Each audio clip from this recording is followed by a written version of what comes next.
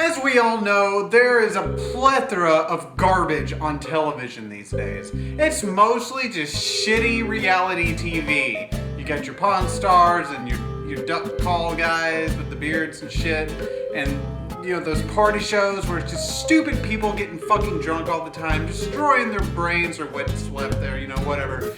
But occasionally, something really good crops up. You know, you got your Breaking Bads and your Lost. By the way, I've never talked about this ever on YouTube. Lost is probably my favorite show of all time.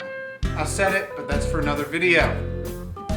So obviously, it's very rare that I get sucked into a show. Now, there's plenty of shows that I love that come on, but that I don't get sucked into. Like, I love Family Guy, you know, South Park, all that good shit. It's Always Sunny in Philadelphia, also good shit. But, I mean, those are good, but I'm always sort of passive to a degree. I thoroughly enjoy them. In fact, I have them all on DVD. But there's just certain shows, especially the shows that have a continuity to them, like the whole series is one big story, and it just gets you involved. That's just how it goes.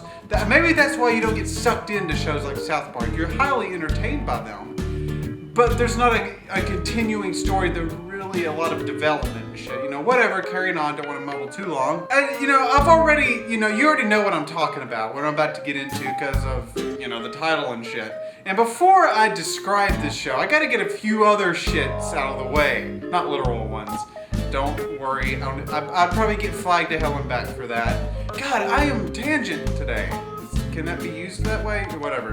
Okay, so Bates Motel. Now before I get into this, I need to address how to describe the show. Is it popular?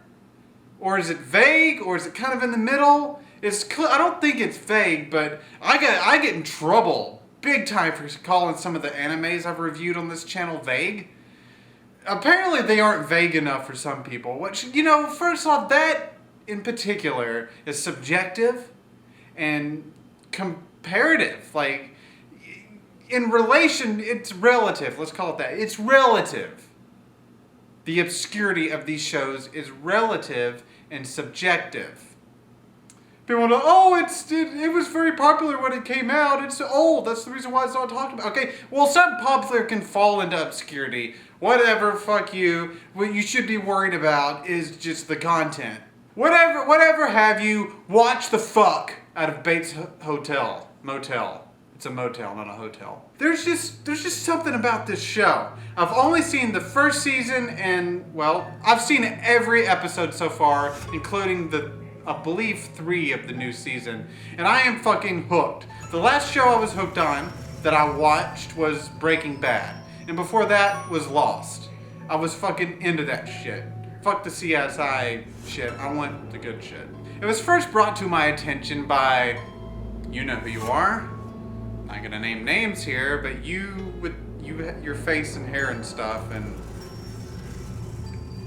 is that a good enough description for you? I think that you probably know you are. And ever since, I have not been able to stop. Luckily, when I finished the first season off of Netflix, I just burned the fuck through it. I finished it right about the time season 2 was starting, so I still have my fix. Now, the acting in this is superb, all around. The characters are highly interesting, and the writing is highly interesting and kind of a mindfuck, because you don't know exactly who to root for, or who's crazy, or who's actually doing what, or if this is actually happening at all. Because everybody seems to be insane in this fucked up town they live in. You know, in the writing for the main character, the main protagonist maybe, I don't even know if he's a protagonist or antagonist. That's how confusing it can be in terms of who to root for and stuff. But the main character, Norman Bates, is probably fucking insane, or at least I think. Maybe not. Maybe it's the other people who think he's insane who's manipulating our view of it, you know, whatever. No matter what he does, whether he's killing somebody or just being a fucking weirdo, you root for him. Like, no matter what he does. He could probably slaughter a puppy and like, well, you know, poor guy. He's probably sad that that girl didn't like him or whatever. But the characters in this are awesome. The storyline is awesome. It keeps you guessing all the way through. I won't go into it any more than that, because if I spoil any of this, you would hate me forever. I know you would. If you haven't watched it, fucking watch it. And if you have, let's talk about it in the comments section or something, because that's some good shit. Anyways, I'm wrapping this up because I have Bates Motel to watch. So, cut.